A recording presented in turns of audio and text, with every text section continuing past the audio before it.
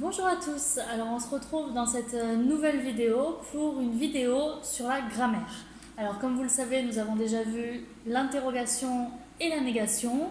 On va donc aborder notre dernier point de grammaire, la proposition subordonnée conjonctive circonstancielle. N'ayez pas peur, l'intitulé peut faire peur, mais on va décortiquer ça ensemble en deux parties. Cette première vidéo va faire office de rappel pour que vous puissiez vous remettre un petit peu dans le cadre. Et la vidéo suivante abordera vraiment le thème qui nous intéresse. Commençons par un rappel sur la phrase en français. Il existe différentes manières de faire une phrase. Vous pouvez décider de faire une phrase courte avec un seul verbe ou faire une phrase plutôt longue avec plusieurs verbes. Pour la phrase courte, quand vous n'utilisez qu'un seul verbe dans votre phrase, on appelle ça la phrase simple. Un seul verbe, forcément, c'est simple.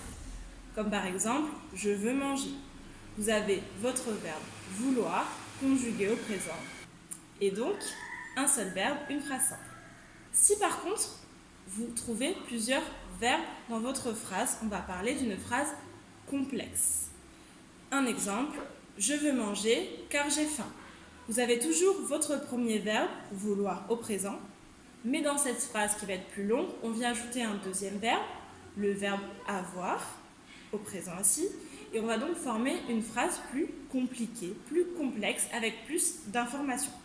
Que ce soit pour la phrase simple ou pour la phrase complexe, votre verbe va être le noyau, le centre de ce qu'on va appeler une proposition.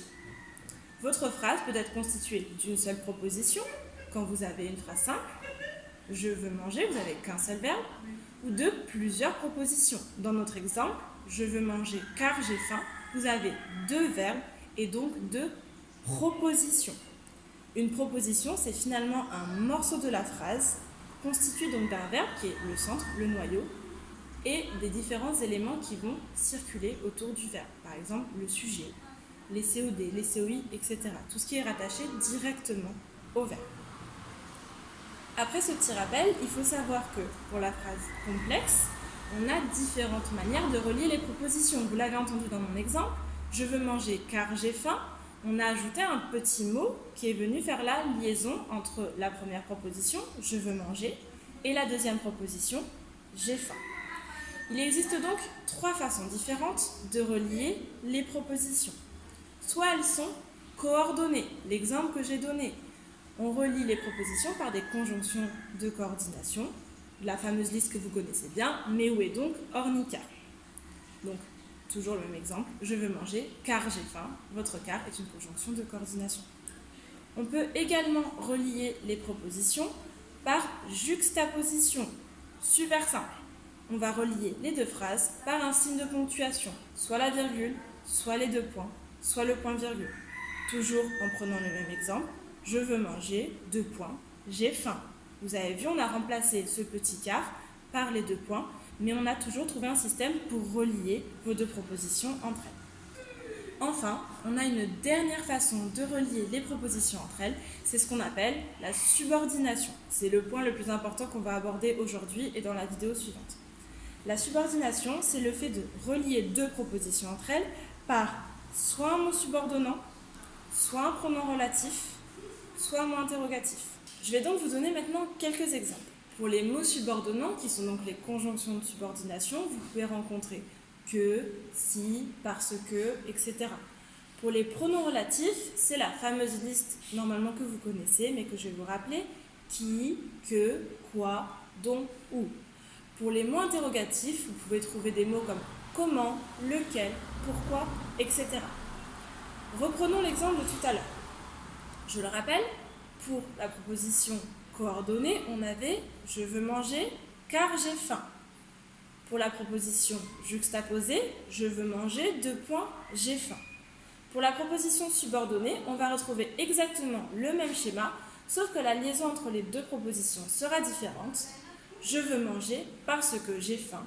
On a remplacé le car et les deux points par une conjonction de subordination, transformant donc la phrase en proposition subordonnée. Alors, vous venez d'avoir un petit rappel sur la phrase simple et la phrase complexe et la manière dont les propositions pouvaient être reliées entre elles. Vous avez vu donc la coordonnée, juxtaposée et subordonnée. Nous, on va s'intéresser à cette dernière partie-là, donc les propositions subordonnées. Il faut que vous sachiez qu'il y a différentes catégories de propositions subordonnées. Il y a les propositions subordonnées qui viennent compléter un nom et les propositions subordonnées qui viennent compléter un verbe. Celles qui viennent compléter un nom, on les appelle les propositions subordonnées relatives. Elles sont introduites par un pronom relatif, comme son nom l'indique, qui, que, quoi, dont, où, et viennent apporter une information au nom. Par exemple, la voiture qui est rouge va très vite. Qui est rouge vient apporter une information à la voiture. Ou bien, le livre que j'ai emprunté pourrait te plaire. Que j'ai emprunté vient également apporter une information sur le livre. Voilà pour ce qui est de la proposition subordonnée relative. On a maintenant les propositions subordonnées complétives, mais aussi les propositions subordonnées circonstancielles, que l'on verra dans la prochaine vidéo. Revenons aux complétives, qui comportent également 3 sous-catégories. Accrochez-vous bien. On a donc la proposition complétive infinitive, la proposition complétive conjonctive et la proposition complétive interrogative indirecte. Rappelons donc que si les relatives complètent un nom, les propositions subordonnées complétives et les circonstancielles complètent, elles, un verbe. Commençons par la première sous-catégorie de propositions subordonnées complétives. Les propositions subordonnées complétives infinitives. C'est une catégorie assez rare puisque finalement, le verbe dans votre deuxième proposition est un verbe à l'infinitif. Un exemple, j'ai emmené mes amis écouter ce concert. Encore une fois, vous avez 2 verbes, donc 2 propositions. La première proposition, c'est une proposition classique. Vous avez votre verbe conjugué, avoir, j'ai emmené, tout va bien. La deuxième proposition, c'est la proposition subordonnée infinitive. Écoutez ce concert. Vous avez votre verbe qui est cette fois à l'infinitif. Chose importante à noter, pour une proposition subordonnée complétive infinitive, le sujet de votre première proposition, j'ai emmené mes amis, est différent du sujet de votre proposition subordonnée infinitive. Pour j'ai emmené mes amis écouter ce concert, vous avez un premier sujet, le je, qui fait l'action, qui a emmené, et vous avez votre deuxième sujet, le sujet de votre proposition subordonnée infinitive, qui est mes amis. En effet, qui est-ce qui va écouter le concert? Ce sont mes amis. Donc retenez bien pour cette première sous-catégorie, l'infinitif, un verbe à l'infinitif et un sujet différent du sujet de la proposition principale. La deuxième catégorie de la proposition subordonnée complétive, c'est la proposition subordonnée complétive conjonctive.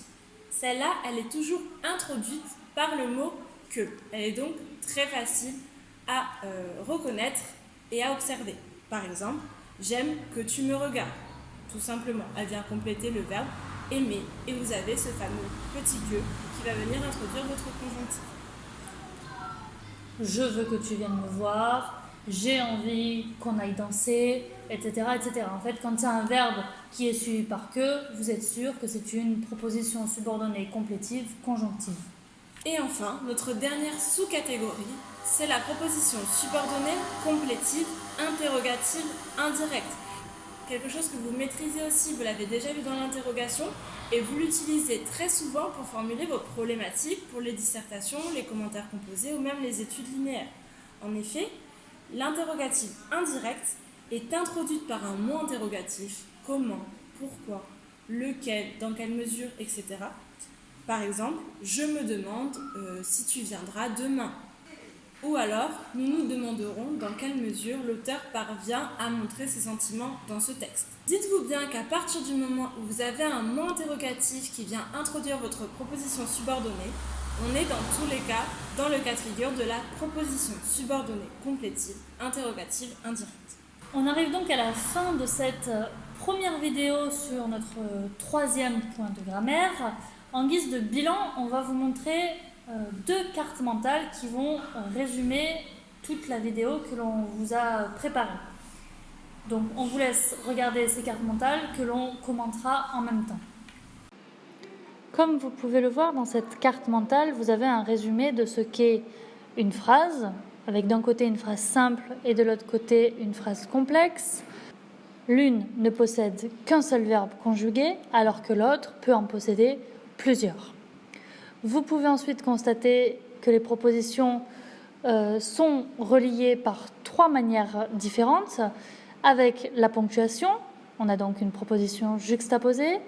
Par les conjonctions de coordination, on aura donc une proposition coordonnée.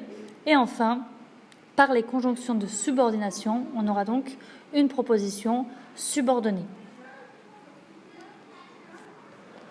Un petit point important à noter, pour les propositions subordonnées, notez que comme son nom l'indique, la proposition va être subordonnée à une proposition principale. En effet, la proposition subordonnée ne peut pas vivre toute seule. Elle est forcément rattachée à la proposition principale, subordonnée à cette proposition principale. Je vous donne un exemple. Le livre que j'ai acheté pourrait te plaire. La proposition principale, qui peut, elle, vivre seule, et le livre pourrait te plaire. Vous voyez que ça peut faire une phrase totalement claire, construite, sans problème. Pour la proposition subordonnée, que j'ai achetée, elle ne peut exister seule. Elle a forcément besoin de la proposition principale pour exister. C'est pour ça que sur votre schéma, vous voyez écrit la proposition principale plus une proposition subordonnée. Quand on parle de proposition subordonnée, on parle forcément de 2 propositions qui ne peuvent pas vivre l'une sans l'autre.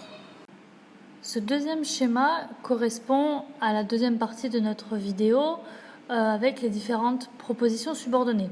Sur la gauche, vous pouvez voir les propositions subordonnées relatives qui complètent un nom, et sur la droite, les propositions subordonnées complétives et circonstancielles qui, elles, viennent compléter un verbe. Nous avons vu les complétives avec les propositions subordonnées complétives infinitives, conjonctives et interrogatives indirectes. Nous verrons dans notre prochaine vidéo les circonstancielles conjonctives. Donc voilà, nous arrivons à la fin de notre première vidéo sur notre point de grammaire. Vous pourrez suivre dans la partie 2 les explications concernant les propositions subordonnées, circonstancielles, conjonctives, qui est vraiment l'intitulé de votre programme de première. C'était Tic et Tac vous explique, et à bientôt. À bientôt.